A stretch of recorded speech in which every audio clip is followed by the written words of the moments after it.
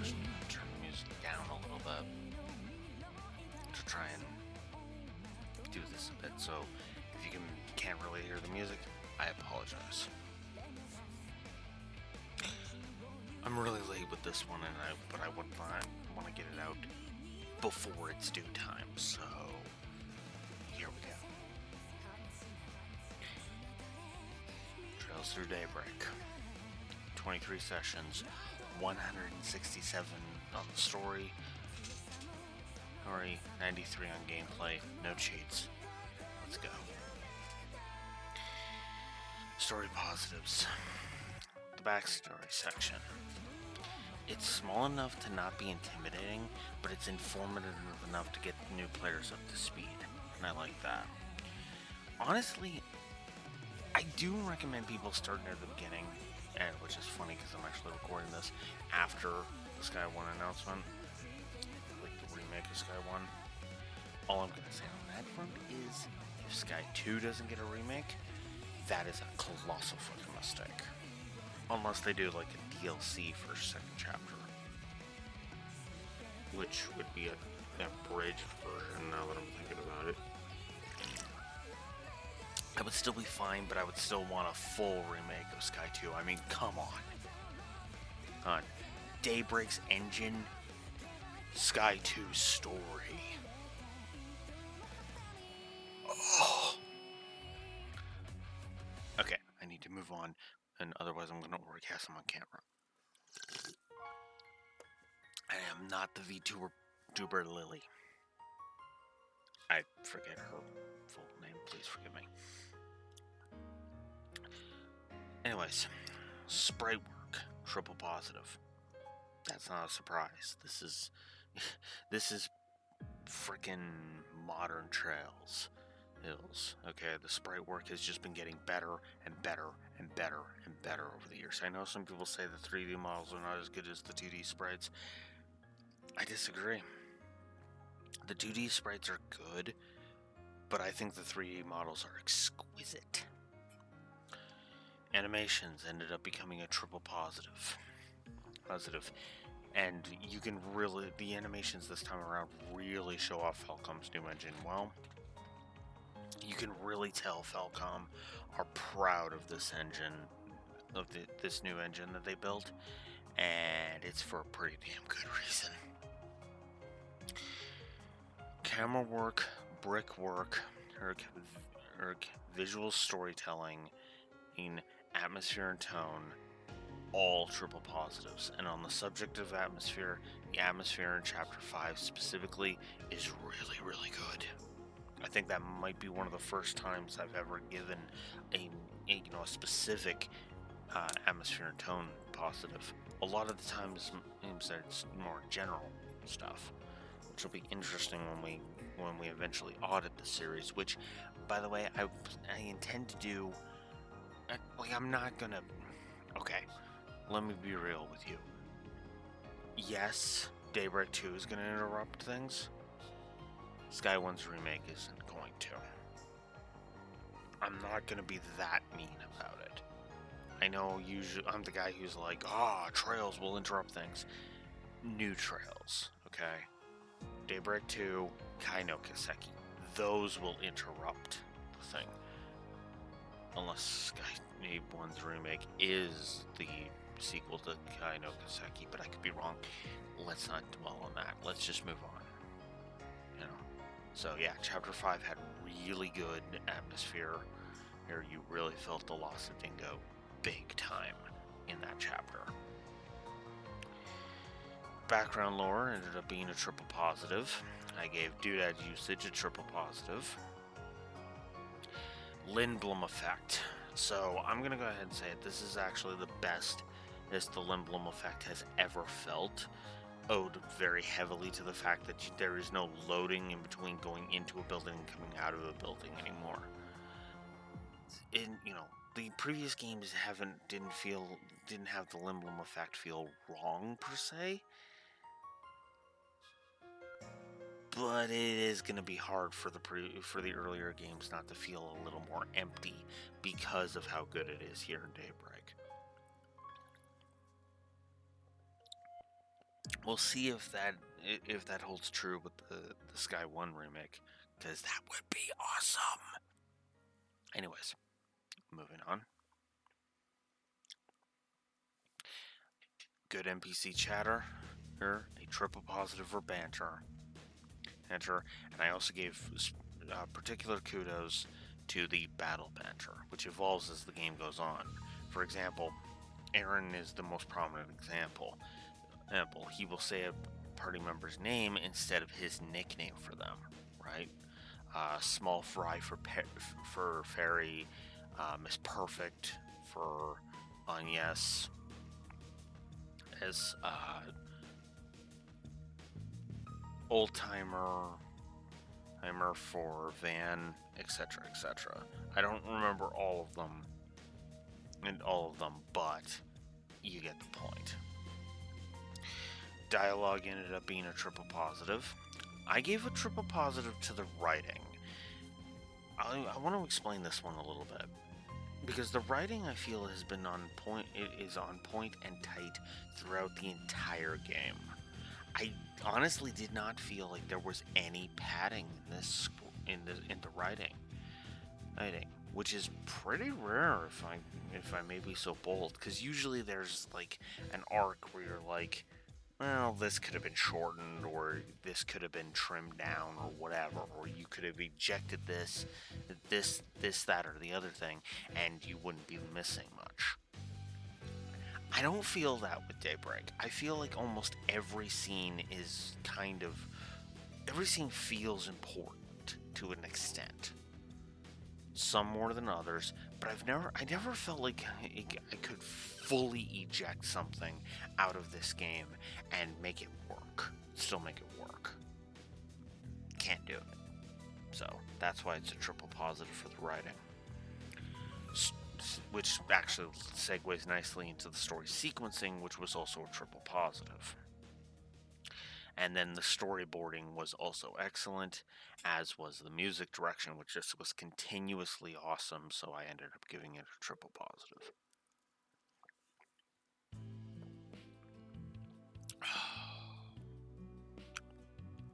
With special mention to the specific use of the opening in different variants throughout the game. So that's good. World building ended up getting a triple positive.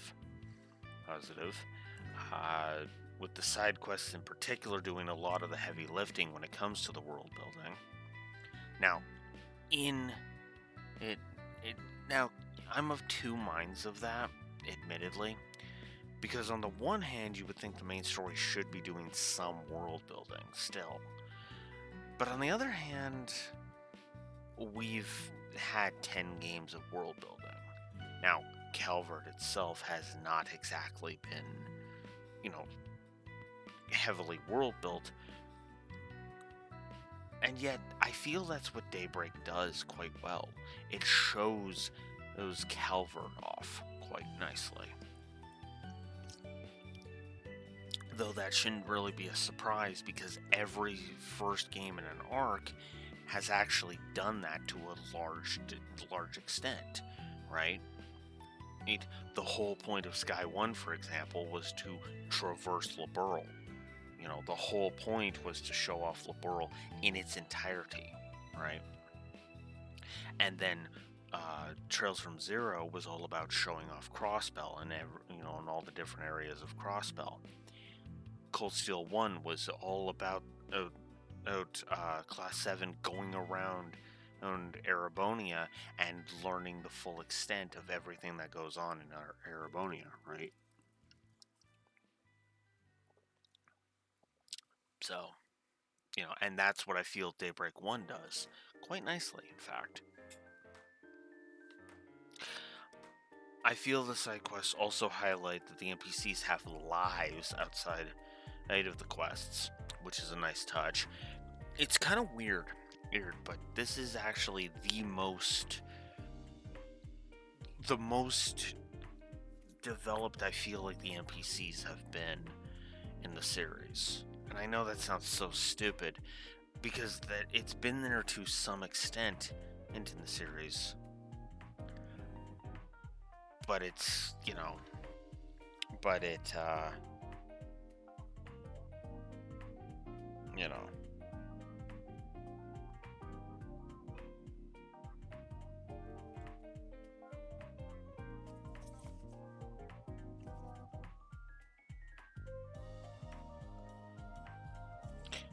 sorry, give me a sec.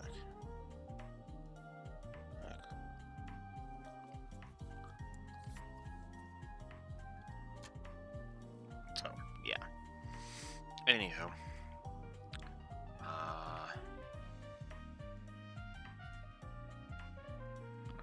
Where was I? Right. External continuity was only a double positive because I feel like it's the external continuity, it works well, but I just feel more like I feel like it's more set up than anything, and I kind of have to question that, So, still, the concepts from previous games and the like are still well used, so double positive there. I gave the internal continuity a triple positive. I feel like this kind of ties into that the tight writing. There's a nice flow to the continuity, right? Good foreshadowing, good use of Babylon 5 effect. I give a triple positive for humor. This is a damn funny game. I don't know if I would say it's funnier than Reverie, but it's at bare minimum on par with Reverie in terms of how often and hard I was laughing, Triple positive to the gameplay, story, integration. I gave a triple positive to the pacing, a triple positive to the active voice, and a triple positive to voice acting. 77 positives to story.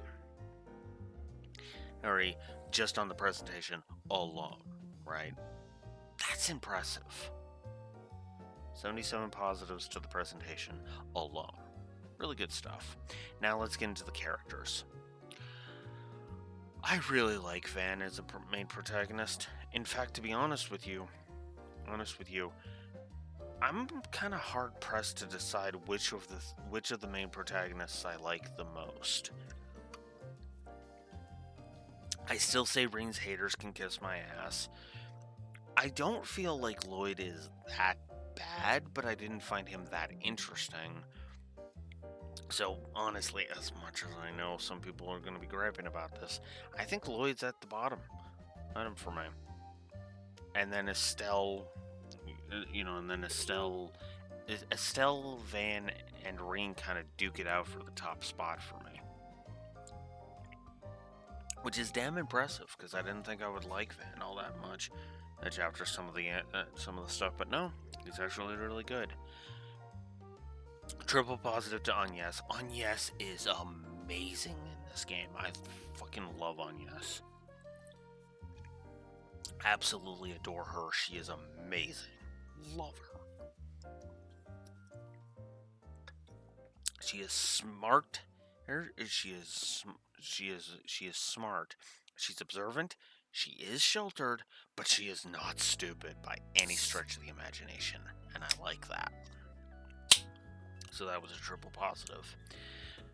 For the supporting cast, I ended up liking Paulette, Yume, Bermati.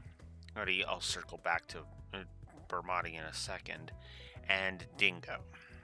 I liked all of those characters. In fact, Dingo got a double positive. Paulette and Yume don't got much to say. I actually kind of like how sweet and caring Paulette is, and Yume is just adorable. Bermati is also a really fun character, though if a queer person were to come up to me and say, "Hey, Blue Wolf, I find Bermati offensive," I would understand, because he definitely, especially in the English version, I didn't hear him in Japanese, but especially in the English version, you can definitely smell the stereotyping on him. So, Okay, we'll have to get into this in the negatives, but Elaine is kind of awesome for most of the game, and then Chapter 5 happened. We'll get there in the negatives. I like Kincaid. I think he's actually pretty cool in how he maneuvers around. I find Gramhart interesting in the fact that he's not an overprotective a-hole of a father. Good stuff. Despite how little we get of him in this game, I actually like Zen, or Jin. That pronunciation is so weird, but, I really like Jin. Fairy was awesome, triple positive. Reminds me of Fee in all the right ways. Yes! We'll get to her little stare down of Van later. Sao got a double positive because he is still that smug snake, and I love him, and I love hating him. Great stuff. Aaron was awesome as a hot-headed greenhorn. Kilika is her usual awesome self. Fee was honestly really good, and I really liked how competent she was. Ren is just as awesome as ever, reining Albert in so effortlessly. Kudos. Nina was interesting. Judith was actually kind of a fun character. I didn't think I'd like Judith at first, and then I ended up liking her, so there you go. Sara. All right, now we get into the characters of Chapter 3. Oh, yeah. Okay. So, Sara is my pick for waifu of the game. I don't care who disagrees with me. I even got some disagreement on the stream. Sara is just bae for me. I know some people will say, oh, it should be, Agnes should be the waifu, or Judith should be the waifu, or whatever. No. It certainly isn't fucking Elaine, I'll say that much. No, for me, it's Sara. Because she's just so awesome throughout pretty much every appearance she has in this game is just gold. Same with Shahina, especially when she basically tells Gotti, "Okay, I'm gonna take over for my sister." When Sara disappears in that admittedly stupid plot turn. I mean, it worked, and it doesn't contradict me saying tight writing, but still, the way she convinces Gotti is just. So yeah, both sisters ended up getting a triple positive, and I gave their bond as sisters a positive by itself. Speaking of Gotti, he ended up getting a triple positive for being a dirty old man with some actual fucking standards. It's not just boobs, the end.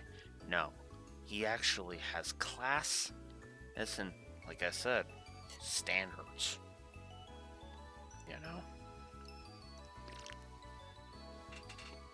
Prince Sherrod is awesome. He is basically Olivier 2.0, which is hilarious because he actually models himself after Olivier. Go figure. Also, Najee, he is an awesome as his bodyguard, and is the shining definition of no, seriously, do not fuck with. Love it. I ended up liking Rosette for the most part, even though for the most part she was kind of a giant nothing burger.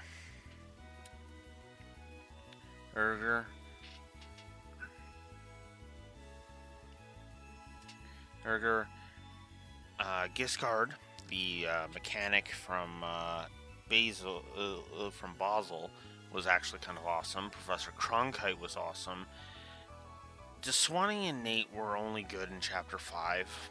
We'll get there in the negatives. But in Chapter 5 specifically, they were a double positive. Bearguard. Really like Bearguard. Double positive for him.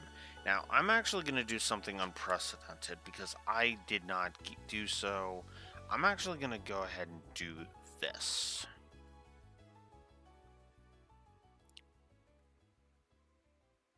Yeah, I'm going to up it by 2. Fuck it. Oh, you son of a fuck.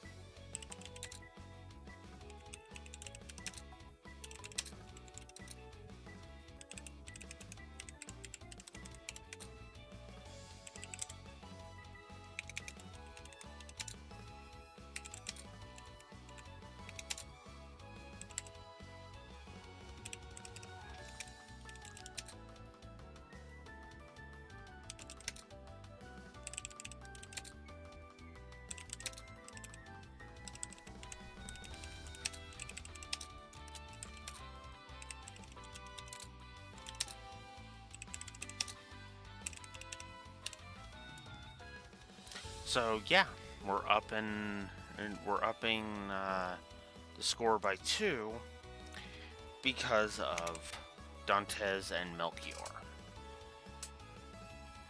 Because yeah, they're both really good villains, and I really enjoy them. I really like this opening. It's awesome and not spoilery. And I gave the intro, which I chopped off at the end of the prologue as per usual. Really good intro to the story, in my opinion. I really like Walter's first scene, Ian and Cray. Hey, and him showing up during the fight with Ida is great at building intrigue. Too bad that was about all Chapter 1 had to offer in terms of, good stuff. Then we get the connection events and starting to pop up. The one with Montmartre, which is really the Paulette one in Chapter 2. Who, good character study for Paulette. The connection event for Fairy in Chapter 2 is a good follow-up to the events of Chapter 1, even if I absolutely fucking despise it. This is what happened in Chapter 1. We'll get there in the negatives. Agnes's connection event in Chapter 2 was great insight into a more mundane aspect of her character, which is, in my opinion, what connection events really should be. We shouldn't be getting all of the characterization in those. We should get a basic bit of characterization in the main plot, in their section of the main plot, and then in the connection events, bonding events, social links, whatever you want to call it.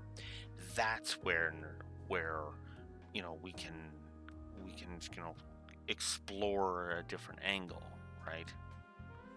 So that's nice. Then there's the heart-to-heart scene at the end of the mission, Pair of Jokers. This is the one that Aaron accompanies us during the nighttime in Long Lie. Or no, Longport. Excuse me. I get those mixed up all the time. Longport, because Longport's the town, Long Lie's the hot spring resort. My bad. Sorry. So, yeah. Then there's the deaths of Aaron's friends. Really good stuff, and it's everything Ida's death failed to be. Hey, again, we'll get there in the negatives. But there was actually some really good emotional impact on that scene, mostly because we actually established Aaron's friends before just killing them off. So, good stuff there. I enjoyed Aaron's inner battle with the tyrant, and I felt it is the willpower trope done right. The quest Change of Heart in Chapter 3. This is the one with the thief that helps that politician's kid out. That was good. That was good stuff. The quest Lost and Found in Chapter 3 is as heartwarming as it is tragic. Not an easy balance to make. I really like the meetup between Ren, Killica, and Zin in Chapter 3. I really like Hump Hunt, and that was just kind of a fun little diversion. The whole section in the first night of Tharbad in Chapter 3. Oh, I fucking adore this. I fucking adore that. So, Van and Aaron go to a strip club where Sarah is dancing because she's in debt and she's trying to get out of it by having a second job, which is being a stripper at night. Yeah, that's titillation for characterization. And I gotta be honest with you, I actually actively think you need the titillation for that. Call me a perv if you want, but that's just how I see it. There's Gotti's speech each, so really good. The speech right before the parade. I gave a special mention to the gameplay and story integration of the pop-up message that says "so and so joined your party." It was about to name drop Judith, who we all know is Grimcat by this point, but then it corrects itself because Grimcat is the one that joins you. Then there's the scene right after the Grendel fight in Chapter 2, which avoids cutscene incompetence like the plague. Like, we cut Melchior off mid-speech, for God's sakes. Oh, that is just beautiful. God, I love that scene. I almost feel like I should give it more positives. But anyways. I also like the plot point of Sarah defeating Shahina in a dance-off to save her. Yeah, I know that technically happened in Reverie, but the Reverie plot point was stupid and basically was character assassination for Ilya, so I don't want to fucking acknowledge it. This is not character assassination. Dantes used a well-established character fact about Shahina to get to her.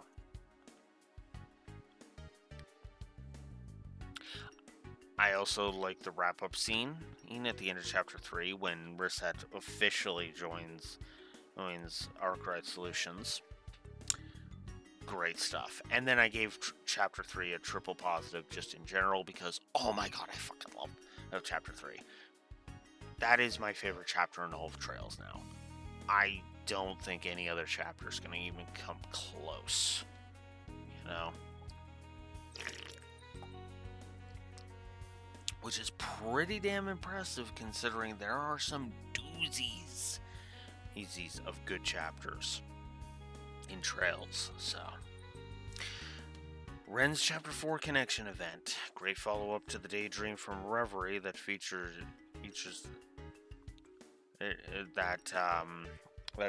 the story that this is continuing, which is of course the one where she takes down that politician's son and for being an arrogant twat.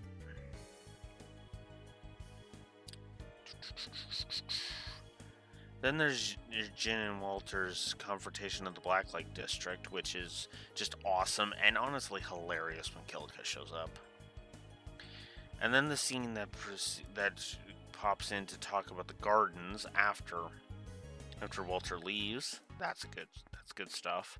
I liked Nina's connection event the Nina connection event in Chapter 4, and I liked Prince Sherrod's connection event in Chapter 4 as well. Hell, and some good, which is the part where he reveals that he's inspired by Olivier. So, good stuff. I like the connection event with Yume in Chapter 4. I find it adorable, horrible, and awesome. I like the banter on the way to Basel. That's good stuff. And then it takes until basically the end of Chapter 4 to get another positive, because that's Catra's speech to the AI version of Callahan. I didn't like Callahan, by the way. I'm pretty sure we'll be getting to that in the negatives. Then there's Aaron's connection event in the intermission chapter, which is a great expression of his character. Dingo's connection event in the intermission is another interesting bit of exposition on Van's past. I absolutely love the Sarah and Shahina connection event, and it really goes to show that Van is very kind. Then there's the funniest scene in the game, hands down. The wardrobe malfunction. It is just gold, and hey, this time the slap was deserved, as Van's commentary was really not helping his case. Combine that with Fairy's bit of stare, and he's just fucking awesome. But it can't be all sunshine and rainbows, because the final scene of the intermission chapter is haunting. Ending with all of its mass implications. It is in my opinion, it is a perfectly judged tone shift. It is. It strikes you across the knees, and it's like, oh god. I'm gonna have to get to bed after this. The discussion with Inspector Deswani and Detective Nate in Chapter 5 has them be reasonable and shows that they are both terrified at the situation. Credit where it's due. I like the Hermes connection event in Chapter 5. I like the Judith connection event in Chapter 5.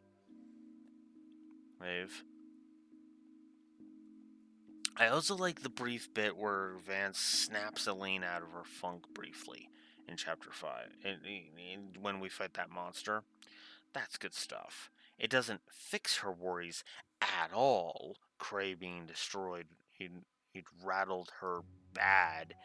And this scene reflects that.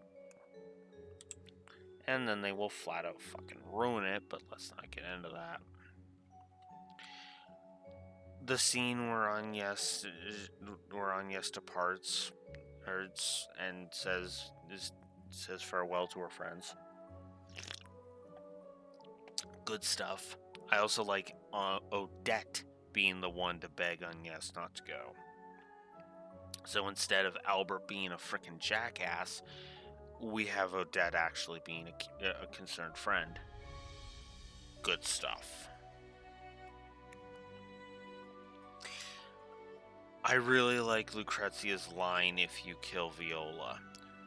If you side with Ouroboros and kill Viola, she actually kind of talks about how, they actually talk about how concerned they are, right? Right? But the funny thing is that she then has a line that is just awesome. Listen. Because Walter's like, because Walter's kind of passing judgment, and Lucrezia is just like, I do not think we are in a position to judge them on matters of the heart. After all, it is we who are broken.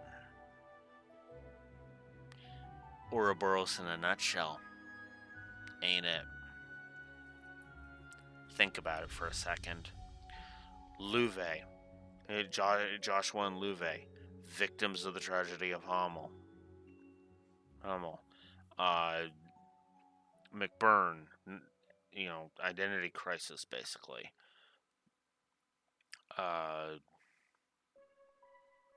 Walter, feeling unappreciated. Luciola, sad, upset that her father, ended their little group. Excuse me. Who else? Everything to do with Vita, everything to do with Aryan Road, etc., etc., Then there's the bit where we steal Cosm's key cards. God, I fucking loved that scene. It's easily the best scene in the game for me.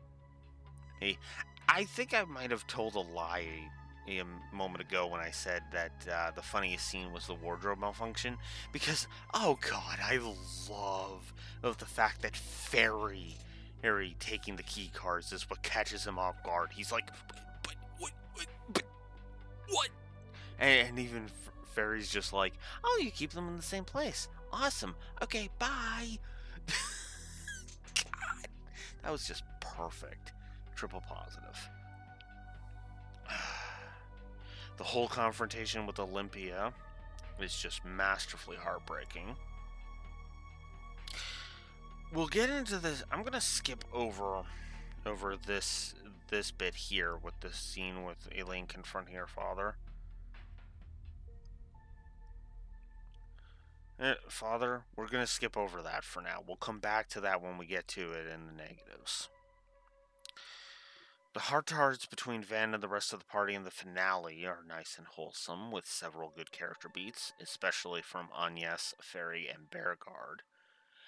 Meeting with Fee, Sarah, and Shahina in the finale is a nice and wholesome bit of comedy.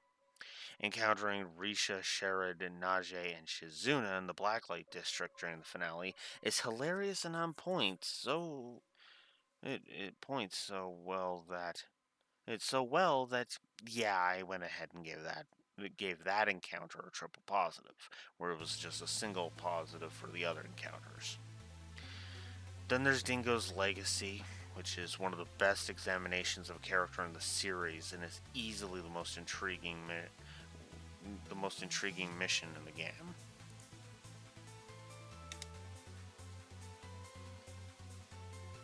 The Montmartre connection event in the finale, wonderfully wholesome. Fee's connection event in the finale, wonderful wrap up to the subplot of Ida's rifle. Then there's the side quest Dear Spriggan. Oh, I fucking loved Dear Spriggan. It could only have been better if this was the no really last Forest PG in the entire game. There are roughly 5 left after this point. Right. It's the one where all of the people that Van has helped throughout all the 4 SPGs come together to thank him. So good. The Autobahn Showdown is hilarious and kind of awesome. That I think that's that race one. The final quest for the kids is hilarious and I love it. Really liked that one. Then there's Fairy's Connection event in the finale. Ellie. And then there's Elaine's connection event in the finale. This is an unfitting song for this. In fact, let me find.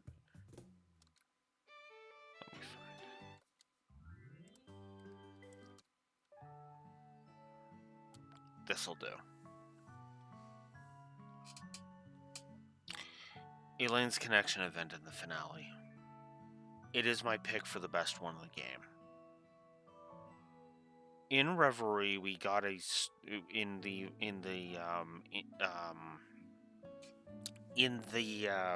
what I call the Calvert preview daydream in Reverie, we got 3 stories. Shizuna breaking Ring's sword in Long Lie. Okay. Ren in scaring the shit out of that politician's son. And Elaine rescuing a couple of kids who were traumatized by Amada.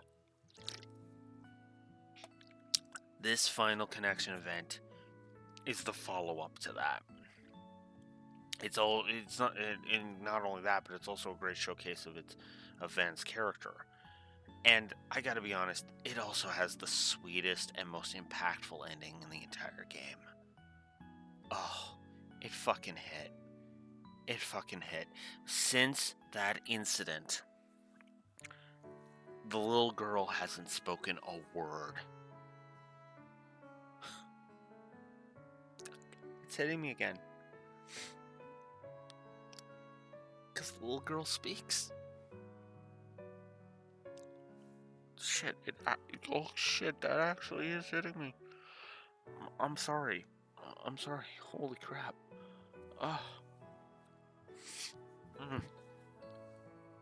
It actually did hit me. I actually cried on camera to that one. I'm not ashamed of the crying. I'm ashamed of the unprofessional nature of it. Oh, God. Great stuff. Double positive to the cavalry moment when we rescue Agnes and Ren. And, so that's good. I like the cavalry moment with the pillars, which is based on your LGC rank, which is some great gameplay story integration. Gramhart and the Oathbreaker showing up, being an awesome cavalry moment and a great follow-up to the scene in Reverie where Gramhart hacked into Ouroboros. Really good stuff. The entire confrontation with Dantes is just awesome and has some great lore tidbits. Then there's Van showing that he has not changed his ways of being too self-sacrificing, which is great and really shows the quality of his character, even if... The You're Not Alone scene. This is when we go to confront him in his demon form. Yeah. Hell yeah. And then, Van, buddy, you really should have seen all of them saying they were going to come back at Coming. Come on, man. Oh, you are an idiot. Then there's the final scene with the car ride with Van and Agnes, which is just gold and my pick for the second funniest scene in the game. It's just an awesome bookend with Agnes bribing Van with sweets. Triple positive there. Then there's the credit sequence, which has a whole bunch of awesome bits in it, including an image on a monitor of Sherrod meeting with Olivier and Shara, which is just awesome. All of the yes there. And I gave the outro in general 2 positives.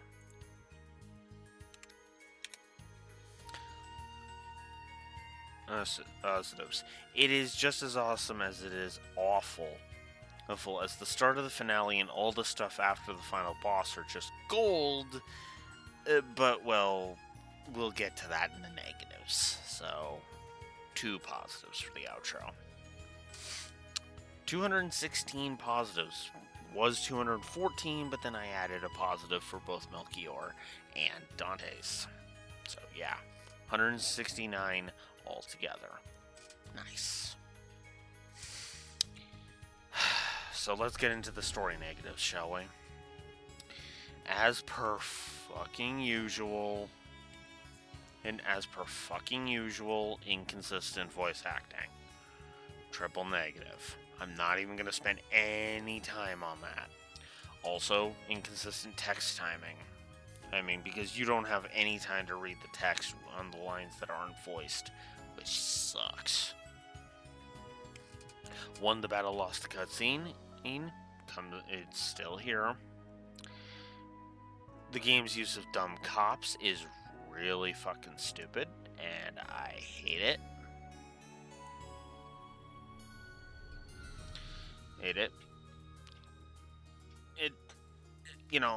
It really started pissing me off, hence this negative in Chapter 2, because it's right after Grimcat gets away from them, and instead of going after Grimcat, they arrest Fan and Agnes because cops gotta be fucking paint-thinner guzzling dipshits in this setting, and I hate it.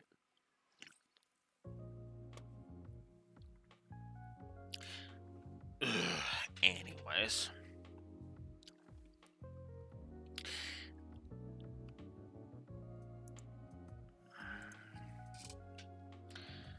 Then there's the more egregious sin. The game's use of the Bracer Guild in this game is wrong. Period. It's one thing to make them be less than squeaky clean, praiseworthy even, but this is fucking overkill. All of them, except for Elaine, mostly, Jin and Fee, are paint thinner guzzling morons in this game. and I fucking hate it. This actually came up during the finale. Marduk is trying to deal with the shenanigans going on during the finale. What does the Bracer Guild do? Accuse Marduk of being a part of it. With no evidence. Hey, shitheads, avert the crisis now. Point fingers later. You morons. Ugh, hate it. Yeah, I fucking hate the way the Bracer Guild is treated in this game. It fucking blows. Triple negative for that. The flow of scenes, certain scenes after Chapter 3 and on, is just... Ugh. Even though Chapter 3 does have the worst of it, admittedly, it reminds me of several instances in Cold Steel 4, and that is not a good thing. While I do think the writing and the pacing are good, the flow, some people might say, well, wait, you gave a triple positive to story sequencing. Shouldn't this have, negated it? Yeah, but it's only in specific scenes, because most of the story sequencing is actually really, really good. So this is kind of a triple positive with a single with a caveat negative kind of thing.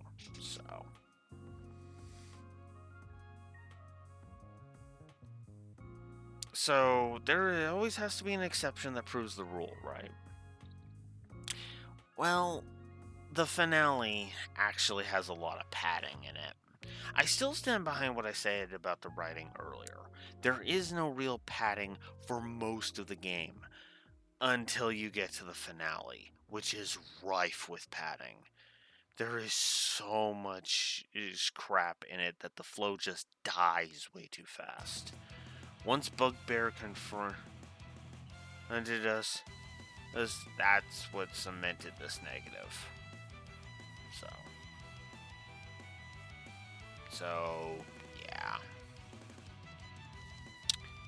Yeah. I gave a triple negative. I gave a triple negative to the padding of the finale. Just the finale, because everything else is great in this thing. Also, the finale has a lot of empty text, so apparently all of the bad writing went into the finale. That's weird to me, but whatever. Now let's get into the characters that pissed me off. Detective Nate and Inspector Deswani. Detective Nate is an irritant right from his first scene, as he comes across as a paint thinner guzzling dipshit with a chip on his shoulder. An soldier that just wants to pin Guacomo's murder on Van for no fucking reason. So, yeah, no, triple negative, and he doesn't get better throughout, the entire rest of the game. Fuck. Which is funny, because I actually gave the Toothless Lion award to Elvis, more so than him, but, yeah.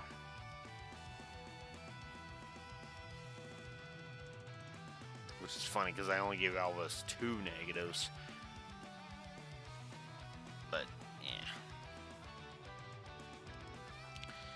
But, of course, Nate is in more of the game, thus I can justify the triple negative over the double negative Elvis got.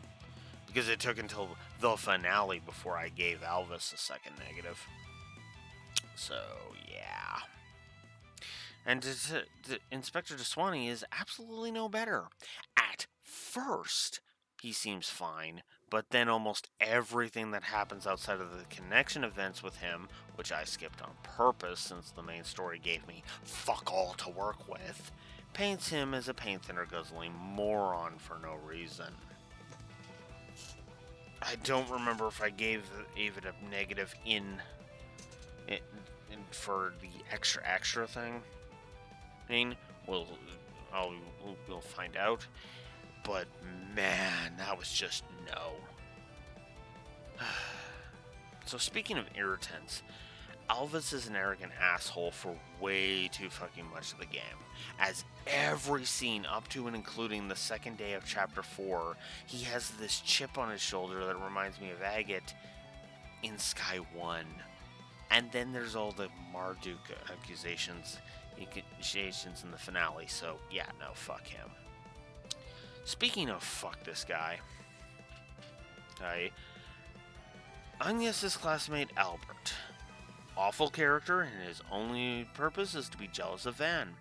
Yes, it is jealous, and yes, it is jealousy, despite what he says. And his antics are just not funny, in my opinion. Let's just be blunt. Albert wants to fuck Agnes. And yes, I say fuck very specifically. Now, on the off chance I need to explain myself, there's a difference between casual sex and fucking. Between sex and fucking. Okay? Lovemaking and fucking is usually what I refer to it as. Lovemaking, there's passion behind it. You are romantically expressing your feelings to your partner, and they are, in turn, expressing their romantic feelings towards you.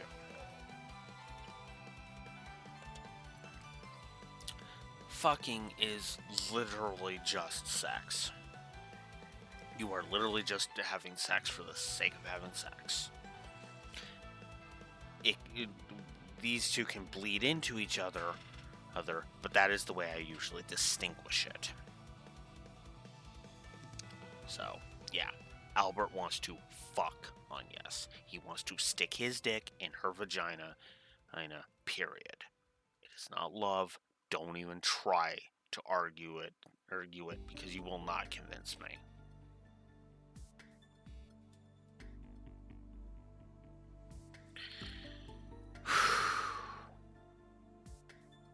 Then there's Callahan, who is just a badly presented character, and we're supposed to see that he was actually a good guy that changed. Fuck off with that. I am so sick of that.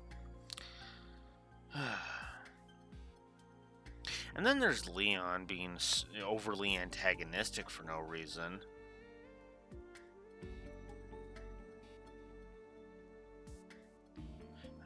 And for no reason. Like, seriously, he's judging based upon reputation. Yeah, Leon, go talk to Wazzy about Walt's backstory sometime.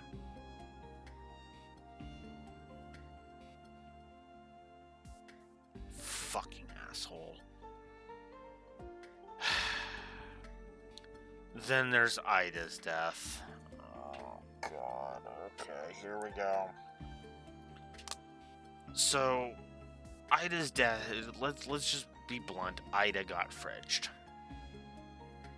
She is a woman in a refrigerator. Period. You're not going to convince me she was a well-done character. Fuck no. No matter how much the connection events try to do it, no, this is just fridging. The whole trying to turn it into a rite of passage for Fairy 2 is really fucked up. Yes, I know. And yes, I know. Oh, Jaeger life, blah, blah, blah, blah, blah. But no other Jaeger has ever done this, right? In fact, most of the time when this rite of passage shit comes up, that's usually the time they bail. Ugh. Fuck this shit. Oh, and by the way, we didn't learn anything about Ida other than Fairy cares about her before this point, so no. Even Aaron's buddies that got killed, we actually learned a bit about them before the deed happened. God.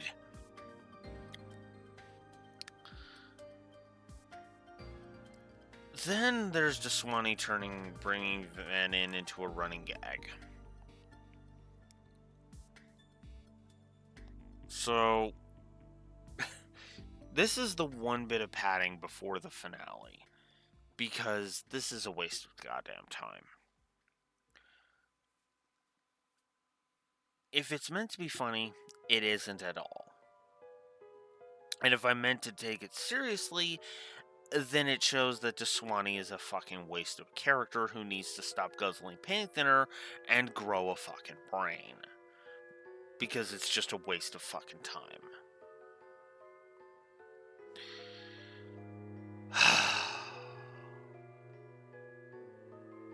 Nope, not yet. Not yet. We're in the right chapter, but we're not there yet. We're not at Elaine's bullshit yet.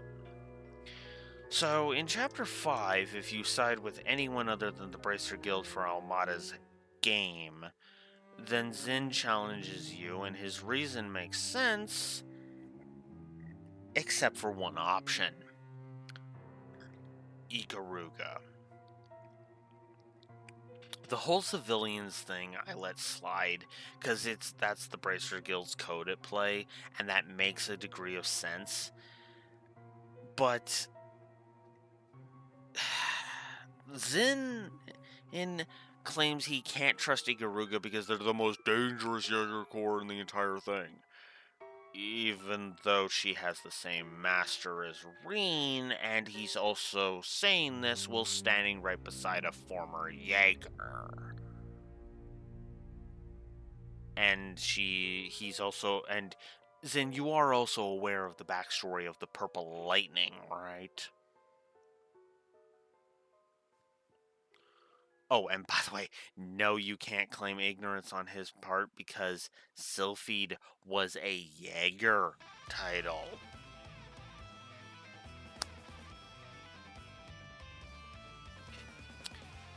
Yeah, Ikaruga has given no indication that they're evil, and him treating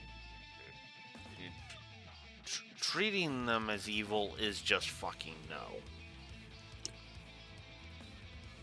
It's like one of the few times the idiot ball is actually a thing in this story, and it fucking pisses me off.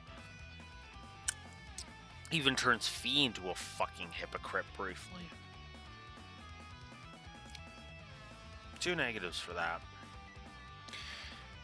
Then there's the whole sparing in Viola, which, as much as this is gonna make me sound evil,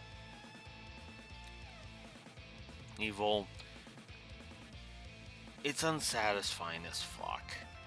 It really feels like the only path where it even is remotely logical is the Bracer Guild, and even then, the only difference is the scene. It is in the scenes is Elaine showing concern for Van, which just makes her subplot this chapter even fucking dumber. But there's a triple negative we'll get to below.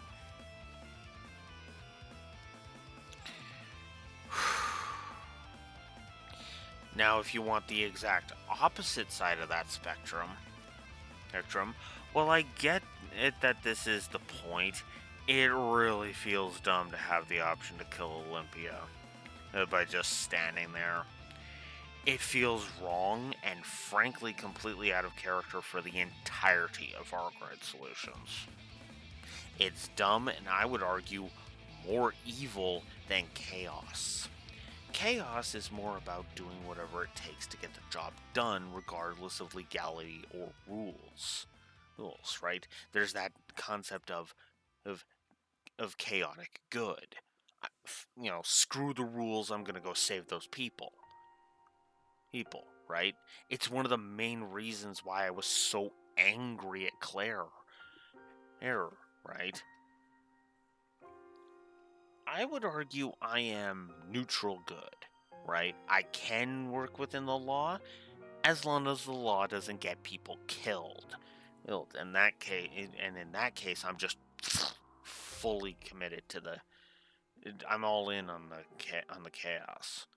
But yeah, the whole standing there and just letting Olympia die, that was just evil, and I hated it.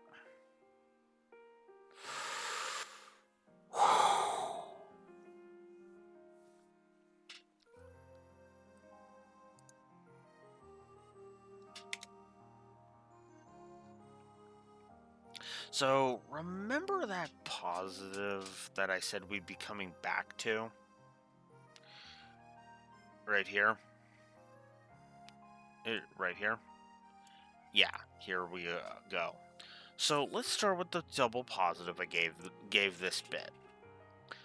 The scene where Elaine confronts her father, I think is actually great, right up until basic common sense seeps in, and then you realize that Elaine is is really fucking irritating in this scene. Now, we'll get to that more in the negatives, but honestly, I do like the detective work she does, and the confrontation itself is really good.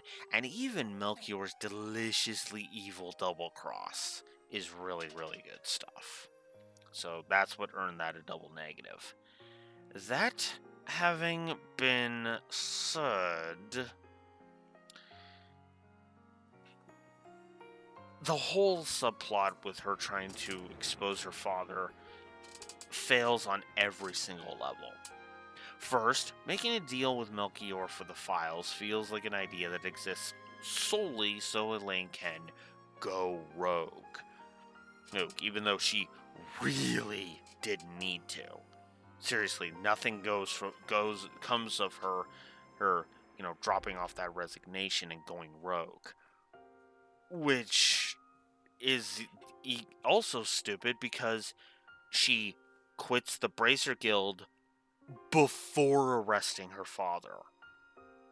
Elaine, when you resign from the Bracer Guild, you are giving up the authority that the Bracer Guild gives you. What? Oh, God. God. As I say it in the negative, the whole her leaving the Bracer Guild is just fake drama to the fucking max. And then there's the part that pisses me off the absolute fucking most about this. And this is an unfitting song. Which was the last of that.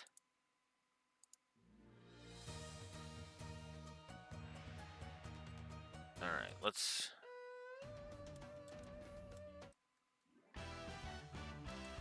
No.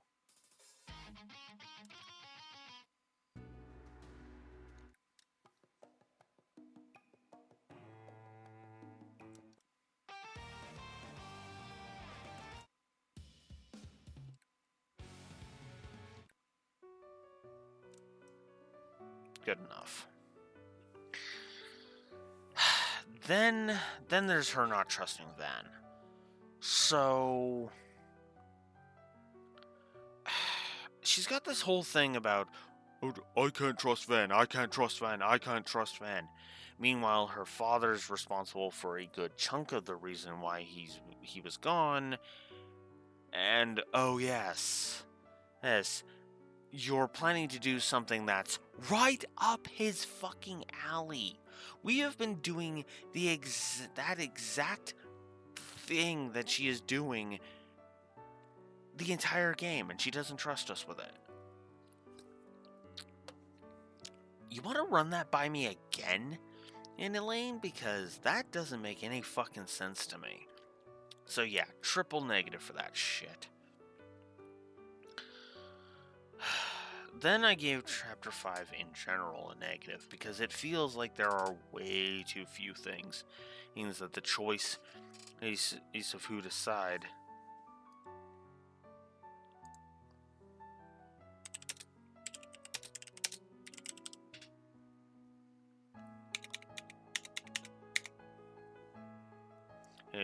Of who to side with matters from a story perspective, and combine that with some of the choices being negatives in their own right, yeah, this chapter gets my vote for the weakest in the game. I say weakest as there really isn't a bad chapter in the lot, but this is easily one of the weakest chapters. So, the use of the Bracer Guild, as I mentioned before, here's the thing that pissed me off about it, that cemented that triple negative for the Bracer Guild's usage here. See, I get their point, but the Bracers accusing Marduk's president of being behind the crisis in the finale is dumb for two big reasons. First, we know for a fact that Melchior is behind it, and two, people are in danger right now. Save the people now, lay blame after, you fucking dipshits. You know? Then there's Elaine getting shut out of the final dungeon, which just... It annoys the piss out of me. Kincaid being denied access to the place is fine, not only from a blocking perspective, he is on a roof after all, but also from a narrative perspective, right? Because Kincaid is secure in where he stands with Van. Elaine is not. And it also would have helped give resolution to all of that shit from chapter 5.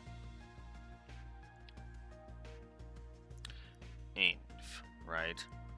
Like, as I say in my note here, Elaine, on the other hand, needed the opportunity to show that no, really, she has Van's back. And the narrative contrivance to deny her that is just no.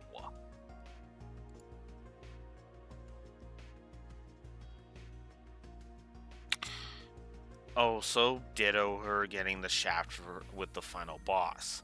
I get the point, but fuck that shit. I also really fucking hate the fake out with Van. And 2 minutes. That's how long it takes before we jump to, let's get him back. And frankly, I feel this is something that should have been a cliffhanger that we picked up on.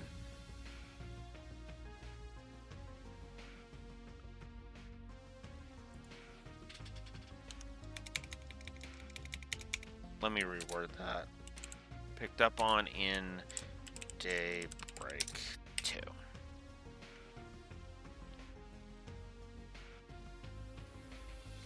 Would have been a cheap tactic, but at least that would have been a negative for Daybreak 2 instead of giving this one a triple negative. I also simultaneously, because of all the contrivances, gave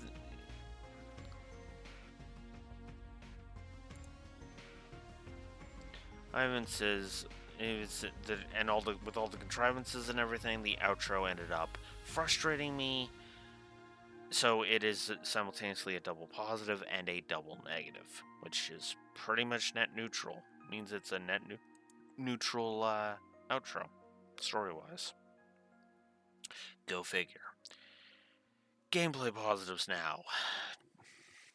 Oh, 9 plus 93. So let's get into it. Triple positive for the music. The options were pretty decent. Backlog for rereading and re-listening to dialogue. In fact, it goes back a long way. 1,600 text boxes. That's impressive. Full marks for that. I like the save system. I like the autosaves. I like the tutorials. I like the tutorialization. I like the mini-map. I like the map. The full map. I gave the full map 2 positives, as it is, because it even shows the elevation of the treasure chests. I really need to review Metroid Prime at some point, and just give that map a triple positive.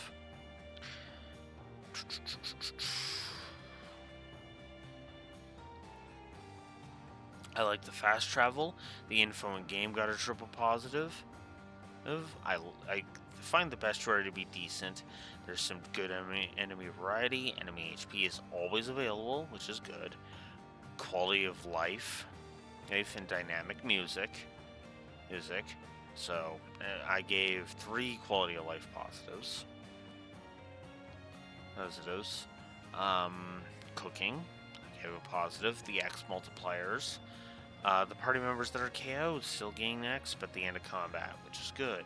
Full heal on level up for the usual reasons. The Laguna Baths is refilling everything for 200 Mira. Mira is hell yeah. Itemization was a triple positive. Status effects like Frozen only have a chance to hinder you, rather than just being an instant fuck you, which is actually really good. I really enjoyed the core combat this time, triple positive.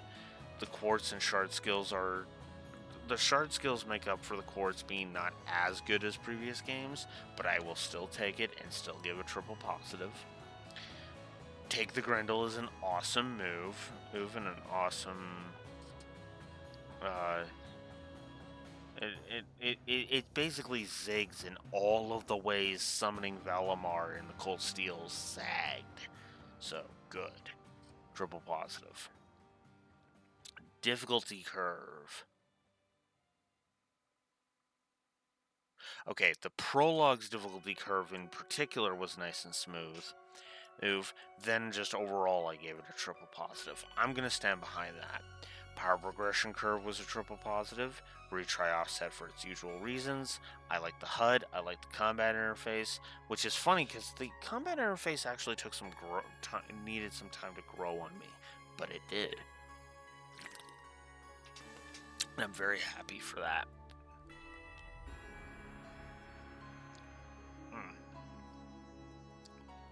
Freaking hair. I need to go get a haircut soon.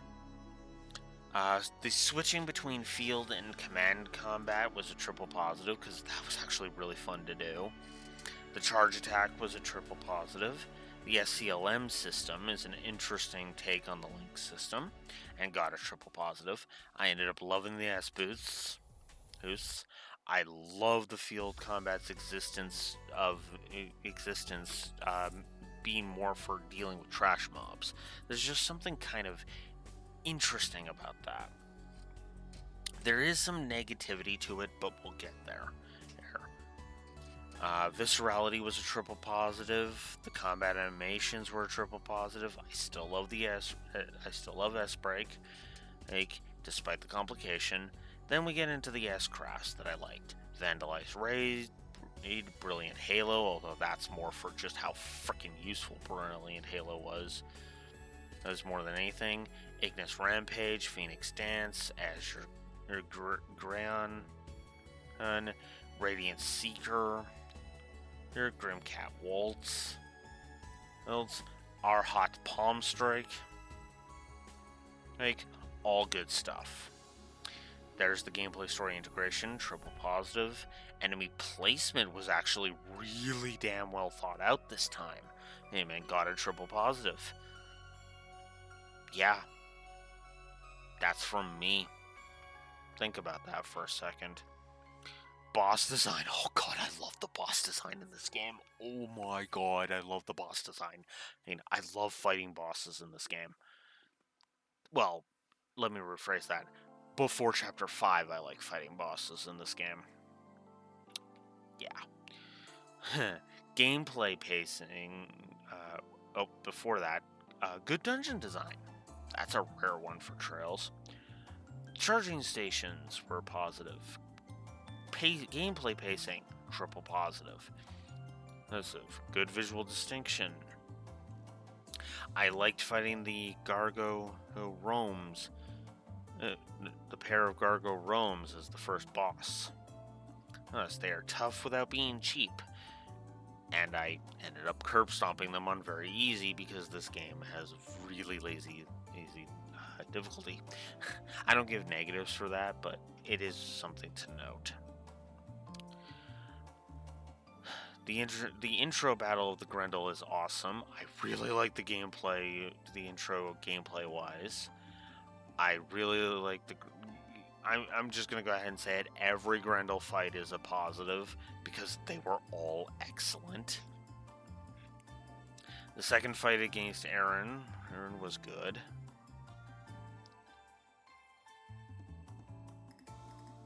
A good and challenging fight that doesn't seem as stacked against you.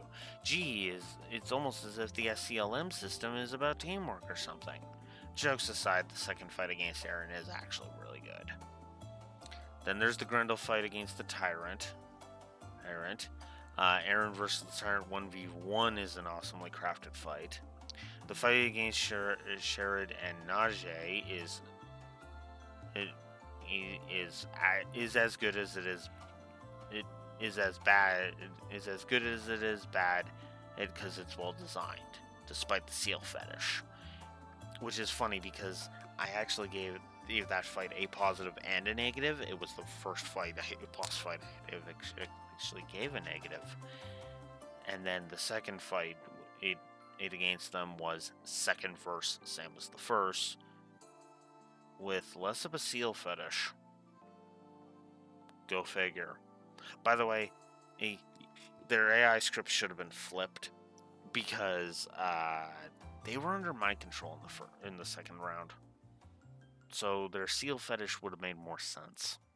They actually used seal on me less in the second round. Huh? But whatevs. Lion Demon Dude, that was another fun fight. Triple positive. The second round against Melchior and Olympia is a difficulty spike, yes, but I actually kind of liked it. AF Exerces round 1 was fun and challenging. The Grendel fight against that mech that continues the game's awesome Grendel fights. Beating the shit out of La Grantula with Grendel is so damn satisfying. That was that big spider boss. Us. Look, when the Grendel battles stop being awesome, I'll stop gushing. Till then, gosh! Yakko Nue is a good boss fight. It meant to tutorialize the Take the Grendel craft, so that's good. The duel against Shizuna is fair and fun as hell. The choice of who to form an alliance with in Chapter 5 is interesting, as it changes not only depending on your LGC rank, your Law, Grey, and Chaos rank, if you're wondering, but also some changes to your available party.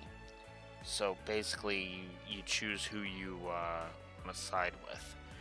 If you side with the Bracer Guild, you get Zin and Fee joining you, with Fee more of an active party member for a bit than because Elaine starts out as the playable party member,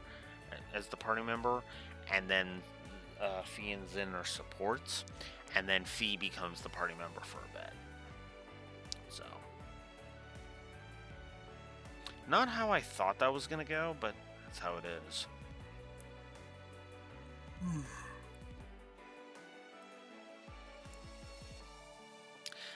I like the test is Zin's little confrontation thing if you choose the Bracer Guild.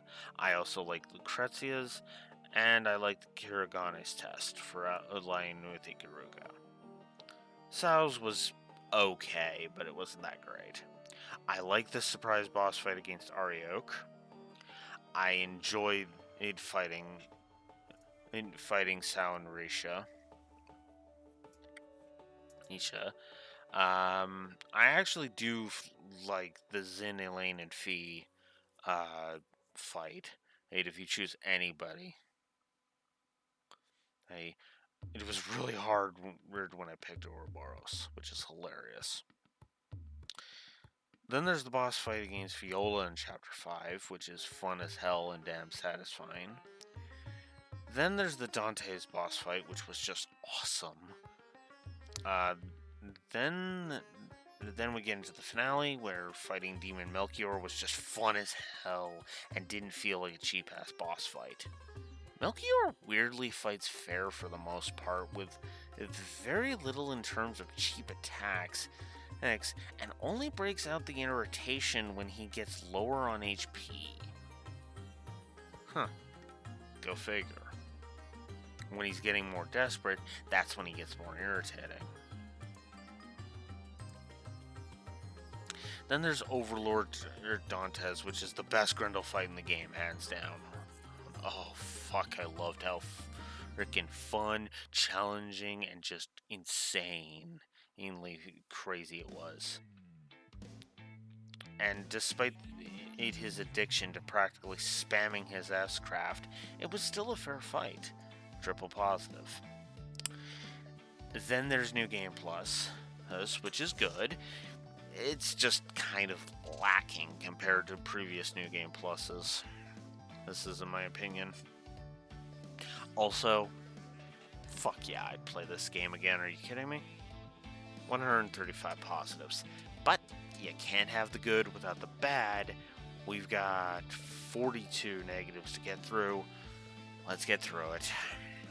Okay.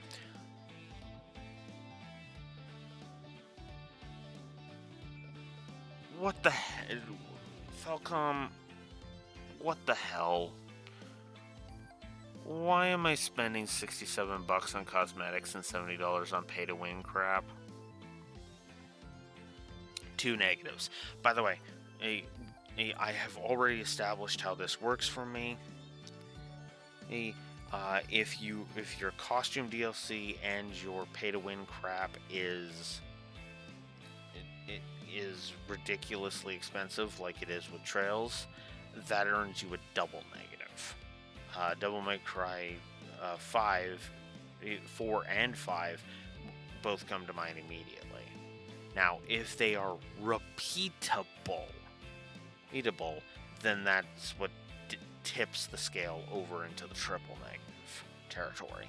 But if they're not repeatable, they are not a triple negative. Scaling Axe, because of course. I just can't get away from Scaling Axe, it seems. Hell, even the game I'm currently playing, Unicorn Overlord, there it is, got Scaling Axe, for God's sakes. Ugh. Okay, so after I stewed on this for a good long while, I am not a fan of how they overcomplicated S-Crafts. You can only use them at full boost, which can only be achieved by one character at a time, and most of the time the boost gauge limit is 3.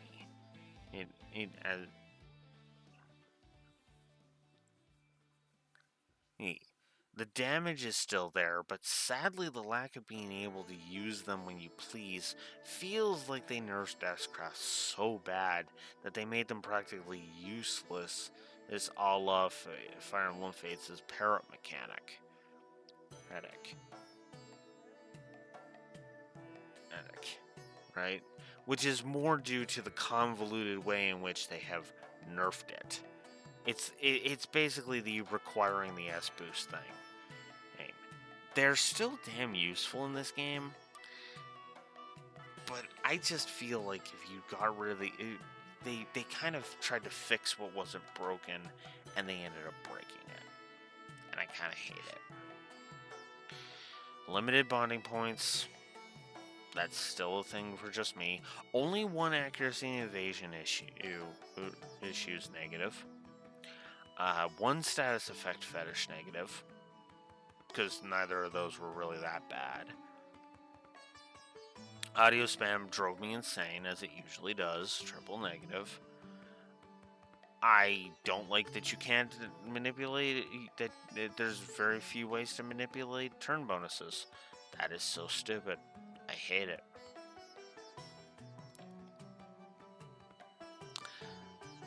Then, now this one's going to be a little hard to explain, but the enemy advantage thing feels way too fucking random.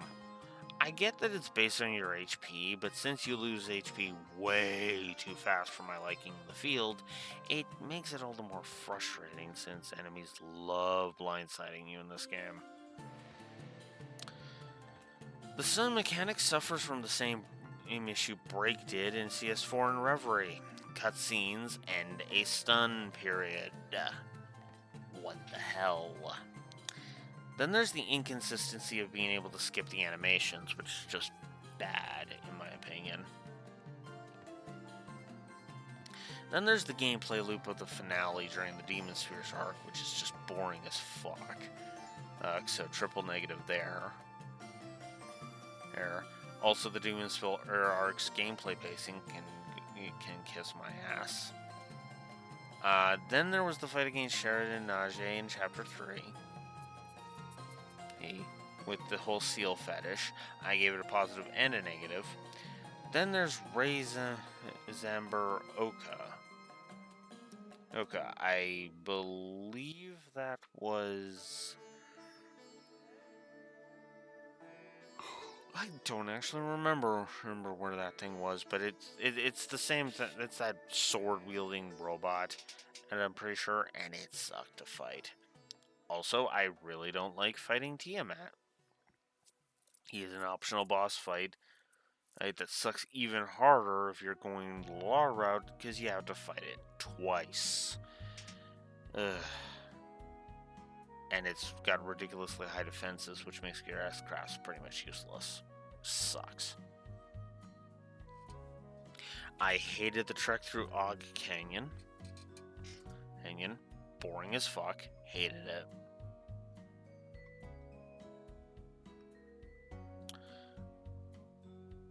Then there was the fight against Ariok in Vashtar Palace, and by extension, the final dungeon. Oh, God. Yeah, I'm pretty sure I'm gonna go ahead and say worst fight in the game, because, oh, God. I hated how massive of a difficulty spike that was. Then there's the final dungeon's irritations that begin with contrived boss fights. The first against Olivia and Olympia is fine, but the Ariok and Alexander fight can fuck right off, and that earned the final dungeon's boss fights a triple negative. The final dungeon itself doesn't fare much better because it is really underwhelming and boring. Everything from the design of the layout to the loot in the chests, and even the boss design, all sucks and is just not fun, and in my opinion. Then there's the first round against Vagrant Dysphoria area, which is just awful. Status effect fetish, the ads with their obnoxious AoE, and the boss's habit of booting characters out of battle. Triple negative there. Then there's the second round being even more obnoxious, which is another triple negative. That is the final boss, for those wondering. And then for the outro, I gave a full 3 negatives because I hated it so goddamn much. The Demon Sphere's arc tanks the pacing, the final dungeon is boring, the refights suck, and the only real highlights are the demon fights. Sadly, those fights cannot, in my opinion, save the outro from a triple negative, excuse me. But that's it. That is Trails Through Daybreak, ladies and gentlemen. I fucking love this game. This game actually became my new favorite game, and I stand behind that beautifully.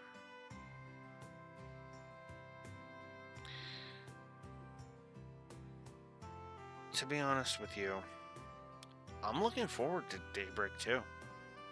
I really am. And I hope we continue the same quality.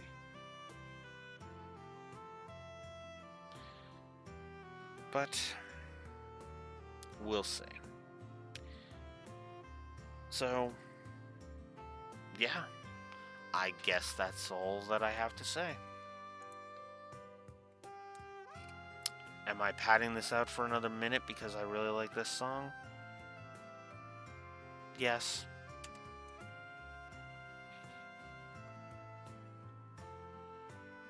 All I will say is, I'm still a fan of Trails, and I will continue to be. So until Daybreak 2 and the Sky 1 remake come out, this is actually where we call it. Well, no, yeah, Daybreak 2 will probably be before we audit Cold Steel 2. Because that's the one I'm looking forward to the most. But regardless, that's going to do it for me. Until next time, Blue Wolf Alex of the Lore Walker signing out. Have a good one. Here's to you, Daybreak. Good. Damn good job.